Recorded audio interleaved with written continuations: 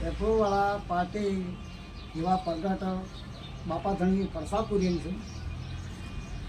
પછી બાદશાહને લાડસી, બાદશાહનું રાજ હતું, બાદશાહને લાડસી મગજમાં આવ્યું કે કોઈક દેવ પ્રગટ શું છે, પેપરો કરીને દેવ ગોમ છે, દેવ પ્રગટ શું છે. તો પાટણ તા પોસ પીક સાડા ઘોડી મુઠ્ઠીમાં ગાડી લઈને મેલ્યા બાદશાહે. પછી પેપરો આયા જૂના થોનાકે આયા. પછી આવીને ઘોડા બધા ઉતર્યા નતા ને આશીર જોજો પ્રગટ છી.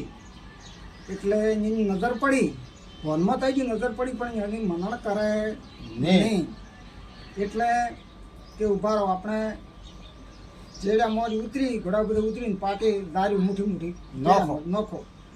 પોસ ચેડામાં ઉતરી દેવી દાર નાખી, ફડફડ પોસના ફડફડ ફૂલડા મરાદી નકળંગી દારના. પછી ટોપી ઉતારી પછી લાગ્યા કે હિન્દુનું જેવ છે હાસી બરોબર. એટલે વાપરો કે આ દેવ છે ઠાકર મહારાજ વડા વાળા ધોળી ધજા વાળા પડસા ધારી. આ દેવને કદાચ ને તમે સમરો તો જો તમે સમરો અહીંયા ઘોડું લઈને આવતા રહેશે અને આપણી હાજરી કરે છે અને આપણને પણ સહારો કરે છે.